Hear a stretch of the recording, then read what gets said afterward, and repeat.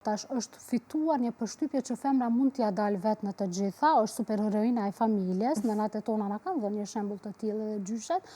por nuk duhet të jetë ashtu. Nuk duhet të arrihet në një burnout të një nëne sepse ajo tendon t'i arrijë të gjitha vetë. Kërkon ndihmë prej partnerit, kërkon ndihmë prej familjes tënde, familjes së bashkëshortit. Shumë njerëz janë shumë të gatshëm për të ofruar ndihmë kur u tregon në mënyrë shumë të qartë, koncize si dëshiron të ndihmohet. Të lutem, a ke mundësi të përkujdesesh për fëmijën tim për kaq orë sepse un kam kët angazhim, kët obligim. Pastaj edhe kanë ndryshuar rrethonat sepse tani edhe din të jenë njerëzit shumë më të vetëdijshëm, shumë më mbështetës në rrugën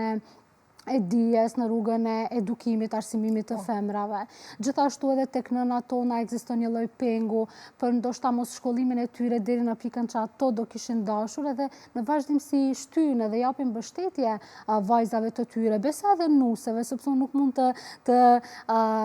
mos përmend ndoshta mbështetjen që vjera ime ka treguar për mua. Unë pata hapur një faqe në Instagram, ajo përcjellte numrat e ndjekësve, i ke për 10.000, okej. Edhe më bënte të ndihem shumë mirë, do me thënë, ajo e ka peng, ajo edhe mami e më po ashtu, që nuk kanë vazhduar në shkollë edhe janë dy gratë të shkëlqyeshme, edhe shumë të mençura që ndoshta nëse do kishin vazhduar shkollimin do kishin arritur në pika shumë të larta,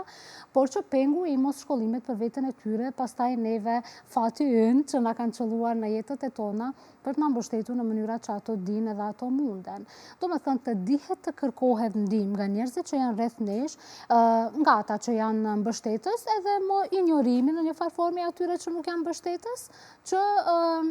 në një farë forme, kuajt kur garojnë, nuk shohin djathtas, majtas, çfarë po ndodhe, shohin garën e tyre, edhe secila më mirë është të shoh garën e vet. Të mos garohet me njerëzit e tjerë, të mos garohet me